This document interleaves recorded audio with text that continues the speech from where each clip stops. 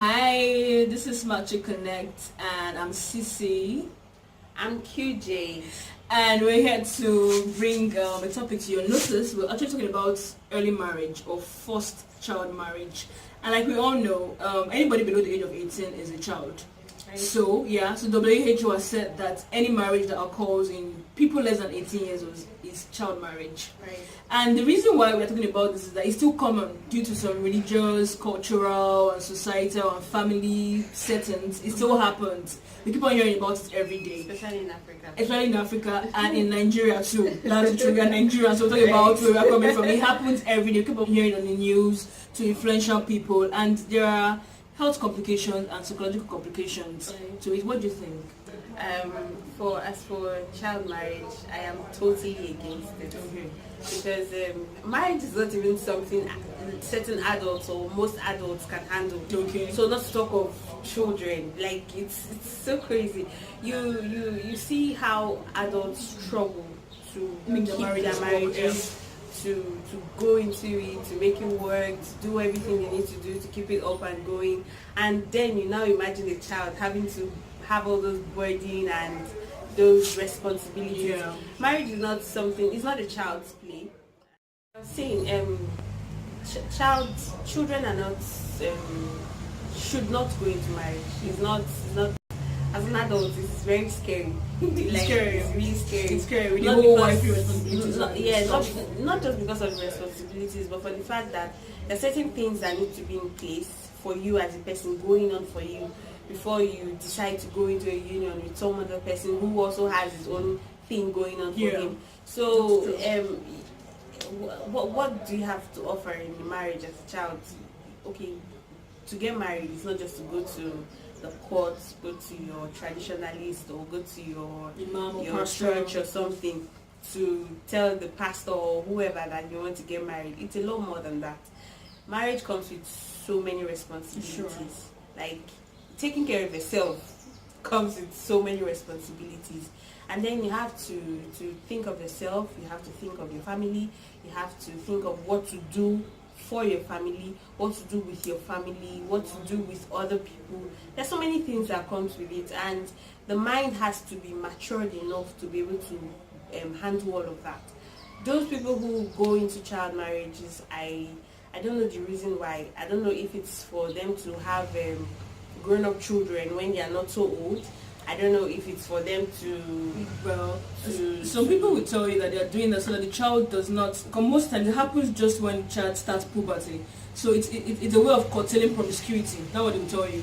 So you marry this child off when they just attain puberty, so that they don't get spoiled. Yes, right. In quote. So that's it. That's actually one of the reasons why that happens. Okay. They want the child not to become promiscuous, and so they marry the child off. So by the time you are in your husband's house, that's when you now start your attain puberty. And so, but the funny thing is, there are so many promiscuous adults right now, and that's even one of the reasons why marriages break up these days. Yeah. Because I think a lot of people have not really lived their lives Exactly. alone, and when they get into marriage or when they get into a union with some other person, they want to try and explore that part of them. So in doing that, they discover that they start doing so many things that are against the rules or the laws of getting married. Yeah. Marriage comes with so many packages. It's I don't want to scare anyone now, but for children to go into marriage is a no-no. It's a no-no. You, first of all, psychologically, as a child, you have so many things to think about: your studies, your clothes, your friends, and at 15, at 14, at 16, at 12, you're thinking about your husband, his food, the sex, the children, their clothes, the house, your family members, his family members, huge extended family members. For a 12-year-old. It's crazy. And what's going to become of you when you're 30, 28, 26, 25? You're going to feel like you've lived your life, and some people don't even survive it that long. So if I'm to see anything concerning child marriage, there are so many health implications to it, so many of them, which so many people, a very high percentage of people, don't get to survive. If you're even able to survive that, how about the psychological part? How do you intend to train up a child as a child? You can't do that. It's not done. So you need to have that matured mindset and you should be willing and ready to go into marriage, not you being pushed into it. So for child marriage, It's a no-no. it's a no-no. The truth is that there are lots, just talking about the psychological complications, there are lots of health complications, and it pains me really, because a 12-year-old child, a 10-year-old female child is not matured enough in any way. For sex alone. For sex alone, they're not matured enough. What do they have to offer you physically? And then for childbearing, really, their pelvis is still too small to take the head of a baby.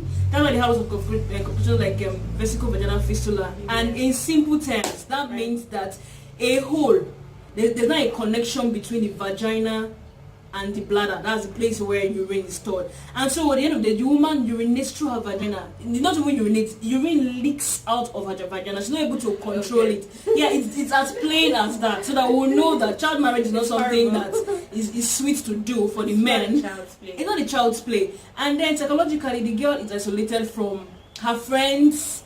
You know, her friends in her side, in her, maybe around her, they're going to school, doing stuff that children do. Yes, it's going about taking on responsibility of another man, of keeping a home, of giving the children, of cooking, catering for people. And then education is obviously a no-no. She has to stop schooling, especially when she now gets pregnant. Of course. She will stop schooling, so it now increases the rate of illiteracy. So there are lots and lots of implications that we really, it's not for the good of anybody. I, for one, think it's a violation of human rights for you to marry off a young child for whatever reason. And another reason apart from promiscuity is it's poverty.